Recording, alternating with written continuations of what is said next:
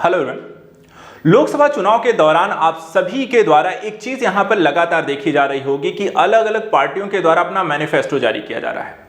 ये मैनिफेस्टो क्या होता है, क्या आपको पता है? और ये आपके लिए कितना जरूरी होता है और आपको क्यों इन्हें देखना चाहिए और सभी पार्टियों का मैनिफेस्टो क्यों देखना चाहिए, क्या आपको ये पता है? आज हम इसी टॉपिक पर चर्चा करेंगे, क्योंकि आज यहां पर देखें बीजेपी के द्वारा अपना मैनिफेस्टो प्रस्तुत किया गया है। अब बीजेपी का मैनिफेस्टो सबसे ज्यादा देखना क्यों जरूरी है? क्योंकि वो सरकार है जिसने 10 साल जिसको आपने दिए हैं, जिन्होंने काम किया है नहीं किया है, आप उसका आकलन बेहतर तरीके से कर सकते हैं। और साथ ही वह अगले 5 साल के लिए यहां पर जो सरकार बनाएंगे वो क्या देने वाले हैं वो भी यहां पर देखना जरूरी है। लेकिन इसके साथ साथ अन्य पार्टियों का भी मैनिफेस्टो देखना होगा। सबसे पहले देखिए मैनिफेस्टो होता क्या है, उसके बारे में बेसिक जानकारी देंगे, फिर उसके बाद इस मैनिफेस्टो के बारे में यहां पर डिस्कस करेंगे कि उन्होंने क्या कहा है। देखो, मैनिफेस्टो या घोषणा पत्र या संकल्प पत्र भी आप इसे कह सकते हैं, इसे आप एक विजन भी कह सकते हैं, जो कि एक पार्टी के तौर पर प्रस्तुत किया जाता है कि अगर उनकी वो सरकार बनती है तो वो सरकार बनाने के पश्चात किस तरीके से काम करने वाले हैं, क्या क्या उनके विजन हैं, वो किस तरीके से देश के विकास में यहां पर अपनी भूमिका या प्रशासनगत या फिर निर्णय लेने वाले हैं, वो क्या हासिल करना चाहते हैं और किस तरीके से देश को आगे बढ़ाना चाहते हैं, उन सारी चीजों को लेकर यहां पर बातें होती हैं। साथ ही इन मैनिफेस्टो में अलग अलग वर्गों को लेकर, अलग अलग क्षेत्रों को लेकर भी वहां पर उनके द्वारा जानकारी दी जाती है। लाइकवाइज कि बुजुर्गों के लिए क्या है, महिलाओं के लिए क्या है और युवाओं के लिए क्या है, शिक्षा के क्षेत्र में क्या है, किसान के लिए क्या है, उद्योगों के लिए क्या है, और साथ ही साथ जो समस्याएं समाज में विद्यमान हैं, जैसे कि बेरोजगारी की समस्या है, बढ़ती महंगाई की यहां पर समस्या है, भ्रष्टाचार की समस्या है, ठीक है, इसके संदर्भ में वो क्या कहते हैं। आपके मुद्दे इनसे जुड़े होते हैं, आप इन मुद्दों को लेकर के ही यहां पर जाते हैं मतदान करने, अपना वोट देने जाते हैं। यदि आप यहां पर किसी पार्टी के मैनिफेस्टो से यहां पे संतुष्ट होते हैं तो आप उनको यहां पर आप वोट देते हैं, और अगर यहां पर वो संतुष्ट नहीं हैं, आप उनके विजन से संतुष्ट नहीं हैं, तो शायद आप किसी अन्य को वोट देते हैं। अर्थात जिसके साथ आप यहां पे ज्यादा विजन से यहां पे सहमत होते हैं, जो आपकी समस्याओं को निराकरण कर सकती है, आप उन्हें यहां पर मतदान करते हैं। इसलिए मैनिफेस्टो को जरूर देखिए और उसी आधार पर यहां पर वोट करिए। अब आइए यहां पर बात करते हैं कि बीजेपी के घोषणा पत्र में, मैनिफेस्टो में क्या क्या बातें कही गई हैं, इस संकल्प पत्र में क्या है। देखिए, इस पार्टी का मैनिफेस्टो सबसे ज्यादा क्यों जरूरी है।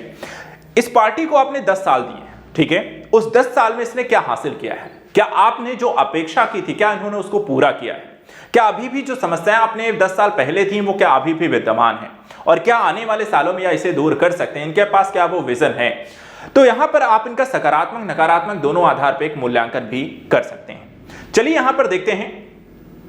सबसे पहले आइए बात करते हैं कि इस साल के यहां पर मैनिफेस्टो में बीजेपी ने क्या कहा है और पिछले सालों के मैनिफेस्टो में बीजेपी ने जो वादे किए थे क्या उन्होंने उसको पूरे किए हैं। तो मोटे मोटे तौर पे इनके 10 बड़ी जो बातें इस साल के यहां पर उन्होंने अपनी मैनिफेस्टो में रखा है, इसमें देखिए सबसे पहली जो बात रखी है कि 70 साल से ऊपर के बुजुर्गों को आयुष्मान योजना के तहत यहां पे 5 लाख रुपए का मुफ्त इलाज दिया जाएगा। तो एक तरीके से बुजुर्गों की स्वास्थ्य देखभाल इलाज को लेकर यहां पे एक प्राथमिकता दी गई है, आयुष्मान योजना को आगे चलाने की बात की गई है। दूसरा एक देखिए यूसीसी एक बहुत बड़ा मुद्दा है, जिसे यहां पे देखिए इन्होंने कह दिया यूनिफॉर्म सिविल जो कोड रहेगा वो इनकी सरकार बनने के बाद पूरे देश में लागू किया जाएगा। और एक बहुत बड़ा मुद्दा है, क्योंकि भारत में देखा जाए कई अलग अलग धर्म और संप्रदाय को मानने वाले लोग हैं, और उस संदर्भ में यूसीसी को लागू करना भारत जैसे देश में अपने आप में एक अलग चुनौती रहती है। तो यहां पर इस संदर्भ में भी यहां पर इन्होंने कहा है कि अगर उनकी सरकार बनती है तो वो यहां पर जरूर यूसीसी को लागू करेंगे। तीसरी बात देखिए, वन नेशन वन इलेक्शन लागू करेंगे, यानी कि आने वाले समय में जो आप यहां पर अलग अलग चुनावों में हम फंसे रह जाते हैं, सरकारें जो है सिर्फ चुनाव की तैयारी में ही अपना ज्यादा टाइम बिताती हैं, सरकार देश के विकास में जो यहां पर काम कम करती हैं, वहां पर ये एक लाभ यहां पर ये हो सकता है कि वन नेशन वन इलेक्शन के लागू होने से एक टाइम में इलेक्शन करा लो, बाकी 4 साल 5 साल यहां पर काम करो। गरीबों के लिए मुफ्त राशन योजना 2029 तक यहां पे चलाई जाने की बात की गई है, तो गरीबी को यहां पर देखें तो प्राथमिकता दे रहे हैं। पेपर लीक जो कि युवाओं के लिए, साथ ही साथ अभ्यर्थियों के लिए, परीक्षार्थियों के लिए एक बहुत बड़ी समस्या है। आज देखें तो छोटे से छोटे पेपर से लेकर बड़े से बड़े स्तर के पेपर के यहां पर लीक हो जाते हैं, उसके कारण समय जाता है, टाइम खराब होता है और कई बार ओवरेज हो जाते हैं, भविष्य को लेकर यहां पे अनिश्चितता बनी रहती है। तो एक बड़ी समस्या है जिसका निराकरण होना बहुत यहां पे जरूरी है। इसके अतिरिक्त सरकार के द्वारा गरीबों को 3 करोड़ यहां पर घर दिए जाएंगे, यानी कि देखा जाए तो प्रधानमंत्री की जो यहां पर एक विजन योजना चलाई गई थी, ग्रामीण और शहरी आवास योजना, उसके तहत यहां पर गरीबों को जो यहां पर घर प्रोवाइड कराए जाने की बात की गई है। मुद्रा योजना के तहत देखिए लोन की सीमा 20 लाख रुपए की जाएगी ताकि रोजगार उद्योग के संदर्भ को बढ़ावा देने के समय में। CAA के तहत लोगों को नागरिकता भी यहां पे प्रदान की जाने की बात की गई है। फसलों की MSP में वृद्धि, किसान सम्मान निधि योजना को यहां पे जारी रखना और बुलेट ट्रेन का विस्तार पश्चिम महाराष्ट्र, गुजरात के अलावा पूरब, उत्तर और दक्षिण भारत में भी यहां पर आपको किया जाएगा। तो एक तरीके से यहां पर अलग अलग मुद्दों को यहां पे प्राथमिकता दी गई है और उन मुद्दों को यहां पर देखा जाए तो इन्होंने अपने मैनिफेस्टो में यहां पर एक तरीके से बात रखी है कि हम आगे आने वाले जो बड़े मुद्दे हैं, 10 बड़े मुद्दे, तो वहां पे गरीबी को भी प्राथमिकता, पेपर लीक कम प्राथमिकता, किसानों को लेकर है, CAA है, UCC है, साथ ही यहां मुद्रा योजना है, घरों को आवासीय योजना है, बुलेट ट्रेन विकास को लेकर है, फसलों को लेकर के, तो अलग अलग चीजों को यहां पर उन्होंने प्राथमिकता दी हुई है। तो ये इस साल का है, लेकिन इसके बाद हम थोड़ा सा कंपैरिजन करें कि क्या इन्होंने अपने पिछले मैनिफेस्टो में जो बातें की हैं, जो वादे किए हैं, क्या उसे वहां पर उनके द्वारा पूरा किया गया है। तो देखिए यहां पे पिछले अगर मैनिफेस्टो की बात करें तो यहां पे जो 5 अहम वादे जो उनके द्वारा पूरे किए गए हैं किसी एक पार्टी के द्वारा, राम मंदिर के यहां पे निर्माण की बात की गई थी और ये यहां पे 9 नवंबर 2019 को सुप्रीम कोर्ट के डिसीजन के पश्चात ही देखा जाए उसका काम यहां पे शुरू हुआ। राम मंदिर यहां पर बना, उसके यहां पर अब श्रद्धालु भी जा रहे हैं, सभी दर्शन करने के लिए पहुंच रहे हैं। तो यहां पे देखिए 22 जनवरी 2024 को राम मंदिर बनकर तैयार हो चुका है। दूसरा यहां पे देखिए धारा 370 को इनके द्वारा कहा गया था कि समाप्त किया जाएगा और उसे यहां पर उसका उन्मूलन कर दिया गया है।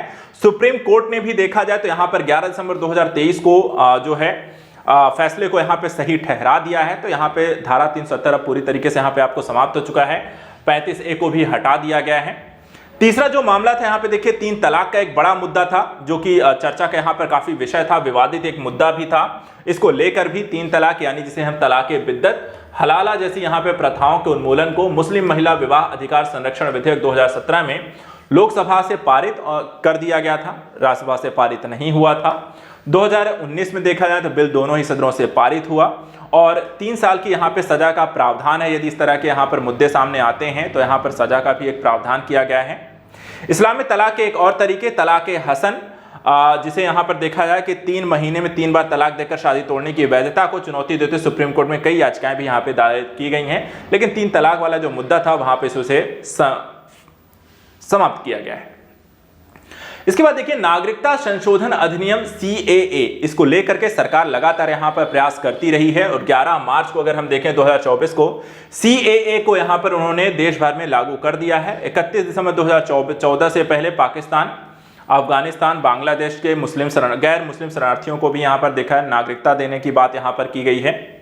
इसके अतिरिक्त हम देखें तो यहाँ पर महिला आरक्षण बिल को भी यहाँ पे एक प्राथमिकता के तौर पर यहाँ पर रखा गया था, वादे किए गए थे जिसको यहाँ पर सरकार के द्वारा पूरे किए जाने की बात की गई थी। 27 साल बाद 20 सितंबर 2023 में बिल लोकसभा से और 22 सितंबर को राज्यसभा से पारित किया गया। 28 सितंबर को राष्ट्रपति ने इसे मंजूरी भी दे दी और बिल लागू होने के लिए जरूरी कानूनी जरूरतें पूरी हो चुकी हैं, लेकिन परिसीमन और जनगणना के पूरी होने के बाद इसे यहाँ पे लागू कर दिया जाएगा। यानी कि कानूनी प्रक्रिया पूरी हो चुकी है लेकिन लागू करने की जो समस्या है वो परिसीमन के कारण अटका हुआ है, जो कि 2026-27 में होने के बाद इसे लागू कर दिया जाएगा। तो 5 वादे जो उनके द्वारा किए गए थे वो तो पूरे किए गए, लेकिन कई ऐसे वादे भी रहे जिसे यहाँ पर सरकार के द्वारा अब तक नहीं पूरा किया गया था। जिसमें अगर हम देखें तो एक मुद्दा था यहाँ पर नेशनल रजिस्टर यानी कि NRC को लागू करने की बात, जो कि पूरी नहीं हो पाई है। अभी भी देखा जाए कई सारे क्षेत्रों में ये विवाद का एक विषय बना हुआ है। कई सारे यहाँ पर इसको लेकर के असम NRC लागू करने वाला एकमात्र अभी तक राज्य है, बाकी पूरे देश में अभी तक ये लागू नहीं हुआ है। इसको लेकर के जगह जगह यहाँ पर देखा जाए तो आंदोलन भी हुए हैं, हिंसक गतिविधियां भी यहाँ पर आपको देखने को मिली। समान नागरिक संहिता UCC को लेकर के इसे लागू तो कर दिया गया है, घोषणा की जा चुकी है, लेकिन अभी पूरे देश में से लागू नहीं किया गया, घोषणा सिर्फ की गई है। ठीक है।